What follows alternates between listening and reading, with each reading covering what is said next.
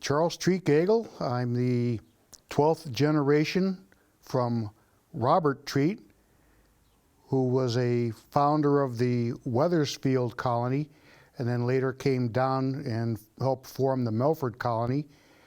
And lucky enough, I still live on a piece of property that his son Joseph farmed 11 generations ago. Let's see, part of the best things I can remember is actually growing up on a working dairy farm. So from the age of infancy up through at least to 10 years old, it was a working dairy farm. And my grandfather would go out there and milk the cows twice a day, and I'd be out there giving him my hand. The actual dairying process stopped in about 1964 after the well in front of the barn blew up because it was contaminated with gasoline, and the gas tank was located next to the well, had a hole in it, seeped down and contaminated the water until one day grandfather turned the well pump on and blew up the well. Shortly after that, the cows were removed from the farm. Lucky to say there was no damage to any of the head of cows because the glass windows were sucked out of the barn instead of being blown into the barn. Let's see, after that we hayed the property every summer.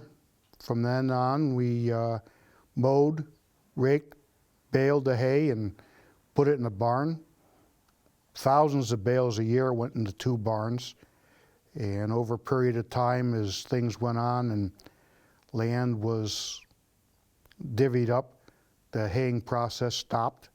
But we still, to this day, take the hay off the property and get rid of it, sell it. Talk about the property. When I was a youth growing up, the town approached the family and the town actually bought the property where the Peck Place School is now located. And as a youth, I can remember going up there and taking the hay off that piece of property. And later on, the property was turned into the Peck Place School. It was named that because growing up as a kid, that piece of land was always referred to by my grandfather as the Peck Place. And that's where the school got its name from. Back as a kid, Peck Place ended at Karen Drive. It was an established road that had been abandoned years before, and when they put the school in, they reconnected Peck Lane up to Pine Tree. And we had Dorothy Berger talking about the schools, and that was the one thing she was emphatic about, that it was called the Peck Place School. And that's why it got its name. And during the construction of the school property, they actually came up across a couple of the original red bricks from that. And somewhere in the collection at home is a brick from the Peck Place still in the collection. As a youth, I spent a lot of time with the fire department, and I joined the fire department as an associate member in the early 70s, and in 75 I became an active member. I've been an active member now for 47 years. I was lucky enough to be the 10th fire chief in this department, out of which we now have 12 chiefs. And if you take a look on the wall up to my left is a picture of every single past chief of the department and the current chief. Fire department's been a big influence in my life, and this is where I spend my time devoting my service to the town of Orange. The town has given me so much to think about, not only historically, but as a member of the fire department. Do you have any interesting stories with the fire department? I know they do a lot of training and they do a lot of, you know, preparing all of the firemen in order to be safe themselves. Has there been anything that you remember that was outstanding, and particular fire or something that was? Well, there's always a lot of fires to fall back and talk about. Remember in the early 70s when you got on the fire department, it was a learn on the job experience. You got sworn in on a Tuesday night, and later that night you're expected to go to all the calls that came around. With today's situation, all the firefighters have to be trained to a certain level before they can go into fires. And firefighting today is a lot more complicated than it used to be because of all the carcinogens and the hazardous materials that are involved. Back earlier, it was just basically brush fires, and once or twice a year you got a structure fire. But now we go on all sorts of calls for service. Some of the most interesting ones are the motor vehicle accidents with extrication involved and trying to get the victims out of the cars so that they can be treated at the local hospital. As far as memorable fires, there have been quite a few businesses that have caught fire, and you know, putting those out are a hazard in themselves. So it's always sad when you see somebody's house or business burned down, because you know darn well that that's going to be the worst day of their lives, is when they have to call the fire department. That's true.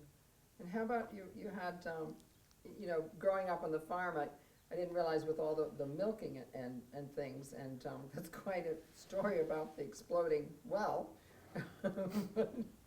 So, and just, where did your milk get delivered? I know a lot of the dairies, they delivered to some of their, basically close by. Where did your milk go? Do you remember?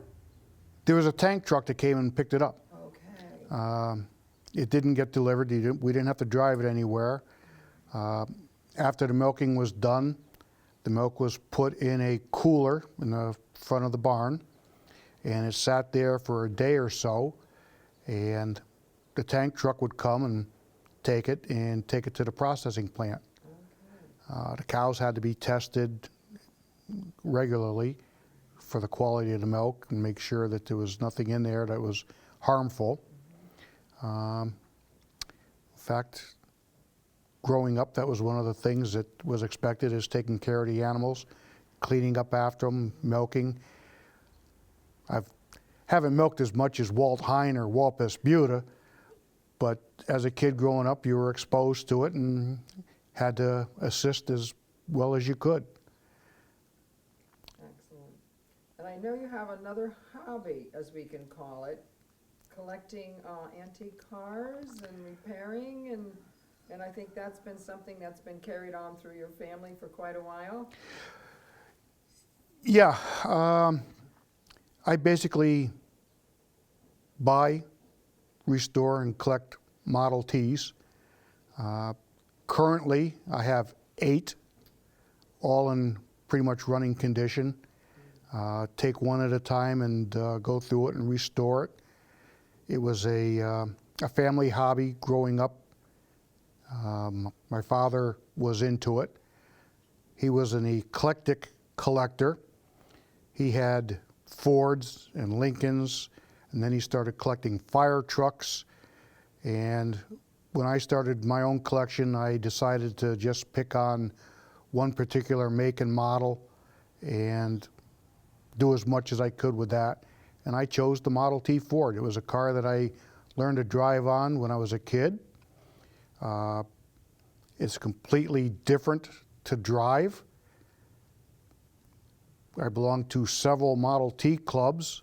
The president currently of 2 local Model T clubs in Connecticut, and also a life member of the Model T Ford Club of America and the Model T Ford Club International. And our summer vacation as a family revolves around taking 1 or 2 cars for a week-long drive and tour with about 250 other Model T enthusiasts. We pick one place a year and all get together and tour. We've gone out as far west so far as Utah and Arizona to spend a week touring with friends of ours. While out in Utah, we toured the Grand Canyon, Bryce, Zion, and other national parks, state parks in the area. And when I got married 42 years ago, I told my wife my dream was to go through the national parks riding in a Model T. And so far we have about 5 of those crossed off my list. And in a couple years there's going to be a tour going across country, and in that tour they're going to be going through the national parks. So currently we're prepping 1 car to be driven from Connecticut all the way out to California and hopefully back again. Wow. So that's where my interest lies. Excellent. Well, I'm hoping that some of your cars we're going to see perhaps in a certain parade that's going to be occurring in Orange in June. Well, Yeah. I was fortunate enough back during the Sesquicentennial in 1972 to drive a car twice through the parade. The first time through was bringing dignitaries up to the reviewing stand down on the post road, and after dropping off the dignitaries, I proceeded back up to the center of town and picked my father up, who was part of the parade committee, and he wanted to see what the parade route looked like, so I drove through the parade route a second time.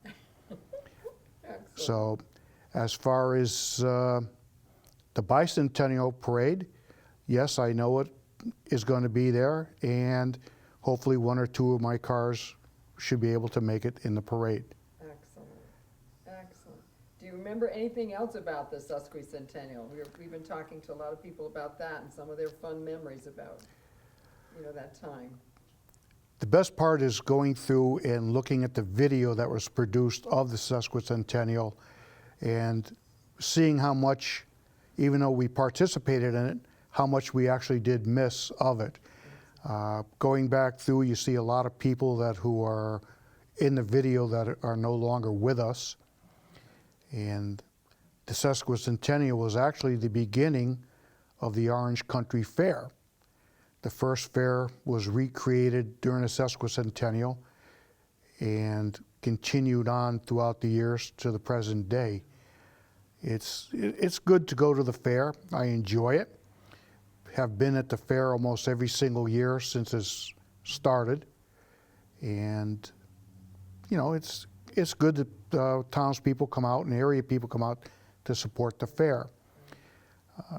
As far as the Sesquicentennial, the pageant that they put on every single night, I was involved in that to the point where we drove 1 or 2 cars into the pageant and proceeded to get out of the cars and do the Charleston, then get back in the cars and leave.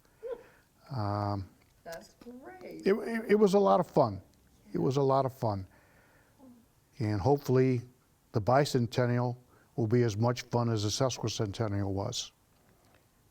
I agree. I think it is going to be fun. Just for the simple fact, for a lot of us, we did the Sesquicentennial, and now we're doing the Bicentennial, so I think it will be fun. And to think that we're living in a time where we could participate in both of them. Yes. Yeah. I don't think I'm going to be around for the 250th anniversary. You never know. Well, we'll try. We'll try. Awesome. Awesome. Hopefully during the 250th, the Orange Volunteer Fire Department will still be a volunteer department. We can look forward to that. That would be a blessing to the town. It really would be. So we're looking forward to the, You got your 100th coming up. in a couple months. Yeah. It'll be 100 years that we've been a volunteer fire department within the town. Excellent. So, Is there any celebration that's planned for that? yes. The Connecticut State Firemen's Convention will be in Orange this year, along with a parade. And that will probably be in September, right around fair time. And that's when they usually have the convention. So we'll attend that also. So, So we should be seeing lots of fire trucks. yes, including Orange's first fire truck that they bought brand new, which is 1950 Seagrave, which is right below where I'm sitting right now. The department purchased it brand new. Up until that point, they had a couple trucks that were used that they bought from other departments, but we still have our original first piece. I think that's something we will go get a picture of, and it will be part of that video for sure. Very good. We Really. might be able to help you do that. Excellent. Oh, that would be nice. That would be nice. Anything else you want to add? This is your history. There's just so much that's floating around that I just don't know exactly what you want to hear. What are you most proud of? What's the most proud of what's the legacy you want to leave? Legacy I want to leave. Well, living a good life and being able to have people attend my funeral service without having to say anything that they wouldn't say without lying. So if I can accomplish that, That's beautiful. then I'll be happy. That's it. Well, I think you've done admirably. I mean, it just even taking the time to be the chief of the fire department, that takes so many hours and so much dedication. So I think right there, you have definitely given to the town a lot of yourself. Well, it's one of those things that I can remember the night that I got sworn in as a lieutenant. One of my daughters asked me if she thought I was ever going to be chief, and I turned around and says, nope, that is not in my desire at this time. But as things progressed through and opportunity presented itself, I saw fit to become the 10th chief of the volunteer department. When I turned the job over to John Knight, I accomplished the three things in the department that I really wanted to do, and that was to leave the department as a volunteer department and not have it go paid. When I took the job over as chief, we had a great bank account, and when I left as chief, we still had a great bank account. And the thing that I'm most proud of is every firefighter was able to go home at the end of the call. That's the one thing that every chief strives to get, is that everybody goes home safe. Sure. So luckily for me and every other chief, that has happened. Well spoken, Thank you. definitely. Do you want to talk about the volunteer firemen's carnival? Ah, Volunteer Firemen's Carnival. That is a long-standing tradition within the town of Orange. The first carnivals were held up on the town green, and as a kid, I can remember going up to the green and participating in the carnival. We had so many great past members as firefighters. They had little canvas booths, they had wheels of fortune that you spun, giving away prizes such as records, flour, sugar, laundry baskets, models, bacon. I can remember when I was in Boy Scouts, we had to do community service, and I went up there as a young scout and did my community service by helping out at the carnival. mostly in the parking lots, parking cars. I believe that started when I was about 8 years old, and proud to say I haven't missed a carnival since being 8 years old. Cool. So this carnival will be about number 60 for me participating in. Kind of tells you how old I am. A lot of other firefighters started with their dads working at the carnival on the green.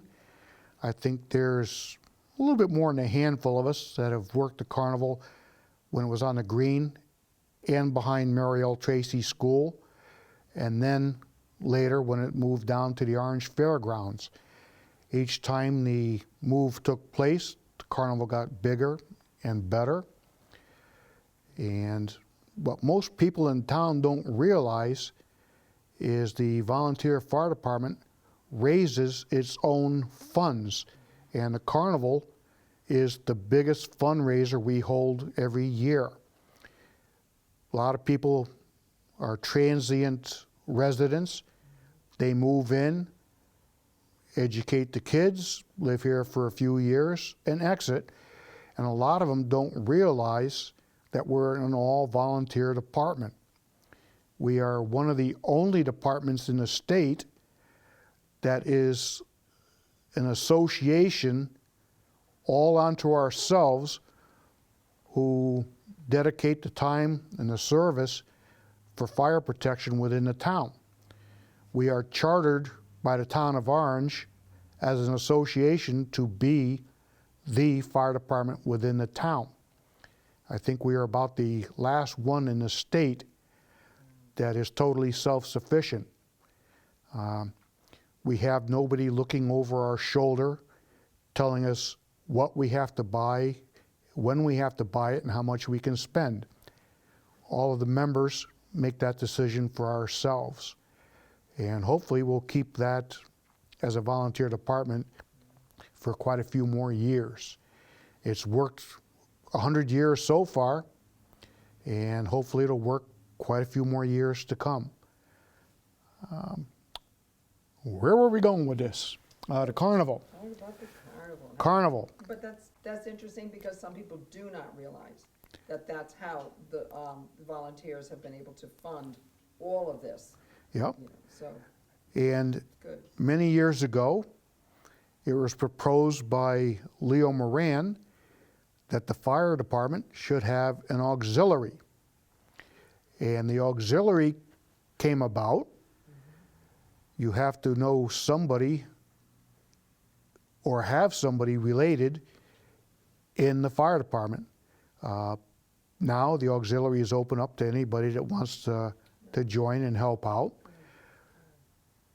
Not only do they provide rehab or refreshments at large scenes, but they also have quite a few activities through the year, such as Santa Claus coming around and visiting the house every year and delivering presents to kids on the fire truck.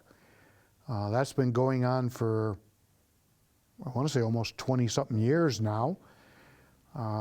They have something coming up in a couple months called Egg My Yard, where the auxiliary goes out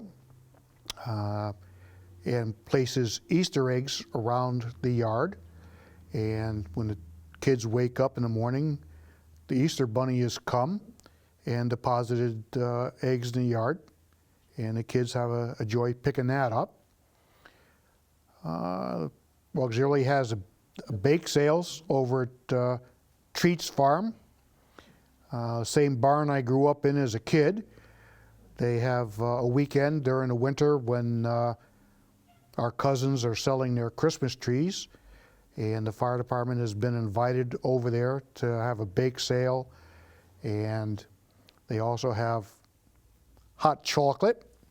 Yeah, there's a story about the hot chocolate. I don't think we'll bring Shelby's name into this time, but she knows exactly what the joke is about the hot chocolate.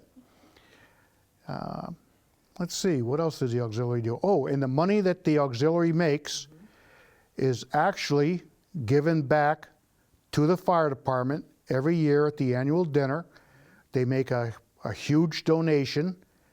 This year's donation alone was $15,000 of their hard work. Also this year, they're trying to bring back the pancake breakfast. So they're looking forward to doing that. It's a great time. The members of the department assist the auxiliary, and it's pretty good. The auxiliary is a good thing for the department. And where is that held? Because that's a nice location. This year, it's going to be down at the rear of Station 2, like it has been almost every year. And tickets will be available. You can pick them up from the auxiliary members, some of the firefighters. And one of the best places ever to pick up tickets for the auxiliary functions or the carnival is Knights Incorporated. Now, there's a business that's been in town for over 50 years. And I've worked there myself part-time for 32 years. And the Knights, as you know, have been very involved in this town since Bill Knight moved down from Vermont to be the head herdsman for Fairleigh Farm. He was also the first fire chief in town. And his son, Frank Knight, was a fire chief. Fred Knight, which is Frank's son, was a fire chief. And John Knight was also a fire chief. So you have 4 fire chiefs that come out of the Knight family. Good connection to the carnival down there. Yes, it is. Yes, it is. And speaking of the carnival, the big prize every year when I was a kid growing up was a car. And the fire department would purchase a car and they would raffle it off. And that pretty much went all the way from the 1920s all the way up through to the 1970s. They would raffle off a car. That was actually something that someone else mentioned. Right. I can't remember who exactly it was, Yeah. but it was interesting hearing, that was because, Orange was such a tight niche community back then. It was always, what they mentioned was it was always exciting to see who was gonna get the car. Right. And it was, now, back then it was very localized, the carnival, from what I hear. Yeah. Yeah. So it was very likely that someone that you knew from town was gonna get the car. Just gonna get it. Yep. My Now, father-in-law got it one year. Oh, that's, yes. Yeah. Yes, somewhere in the 70s, I believe. Yeah. Yeah. But now we don't raffle the car off anymore. We have other prizes such as cruises, so forth or so on that we raffle off. But it's still a good investment in the town. Not only do the Orange residents partake in the raffle, but we get a lot of support from families in the valley because the Orange Fire Department is a family-oriented, the carnival is a family-oriented event. And families in the valley and surrounding towns know that we only serve soft drinks up at the carnival. And that means a lot for a family atmosphere. Exactly. Only family history I can think of is going back to my grandfather, who I pretty much worked with every single day from grade school up. It was a great experience, a great opportunity to learn. Every day you come home from school, go over and do the farm chores, take care of what needed to be taken care of, come home, do the homework, and then go to school the next day. It was a great life for me. I enjoy it. It gave me a great work ethic that I would like to think I still have today, and I've passed down to my daughters. I know people mention how well they work continuously and how hard they work at their jobs and stuff. I was fortunate. So growing up on the land, taking care of the land, repairing the buildings, being a jack of all trades and a master of very few. And you go around town, there was a lot of people I met as a youth that were farmers. You know, thinking back now of when I was a kid growing up, we had a lot of dirt roads in town, and I can't think of any real dirt road in Orange now. We got Weppawag, Weppawag, that little Flatiron Road. yep. That was like the last one, I think. The site of the first house in the town of Orange was on Weppawag and Flatiron. The oldest standing house is owned by the Historical Society on Old Tavern. But the first house was actually on Flatiron and Weppawag. I never realized that. And this is in your backyard. Literally, Actually, literally, it's in your front yard. really? Yeah, I have a Yeah. picture of it. that's where it was. It was over where the boys have their Christmas trees. Yeah. So you're gonna have to go look that up. Oh, interesting. It's amazing when you talk to somebody that they'll tell you secrets of your own family. Well, we're family though. Oh, speaking of that, I can remember one of the best experiences I had growing up was working every summer for TM Wright. Great learning experience. It fit well into my full-time career as a high school teacher. Had the summers off. Thinking back, two best things about teaching were actually July and August. And I had the fortune of working with your father, laborer, machine operator, truck driver. But one summer, I'm believing it was the summer of 1979, I showed up for work, expecting to do what I had done for years before, and he called me into the office for a nice chat and offered me the opportunity of working with Elmer Manley to turn the barn that was used for basically, I believe, storage Yeah, okay. into your mother and father's future residence. And I jumped at the opportunity to work with a renowned gentleman like Elmer Manley, who I knew from the fire department growing up. He was always a good friend. So I learned the carpentry trade from Elmer. And we turned your barn into a residence, complete with a dumbwaiter that goes from the basement to the top. And what you don't know is in the kitchen area, if you were to remove these cedar clapboards or walls, in that wall is a lot of memorabilia that we went around TM Wright excavating. Elmer and I spent an afternoon collecting odds and ends that your father used to give away as Christmas gifts. And along with the 1979 carnival posters and bumper stickers, they are all hidden within the walls of the kitchen. Check near the dumbwaiter and the stairs. Got it, but I know exactly. All right, so let me ask you then. Were you in the barn the day that the carrier beam went over? No. That was interesting. That was either the end of your project, luckily it didn't happen, but I was in that barn at that time with your dad, and we were all upstairs cleaning out the area, taking stuff out, and the carrier beam in the center just went over.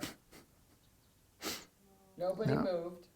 We all stood there, and then someone, I don't know who it was, someone said, "Get out."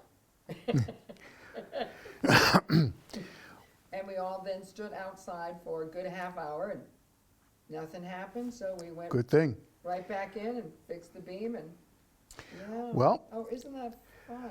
Now, if you think about the dining room table Yeah, that's in the south side of the barn, above the table is a hay fork, hay carrier,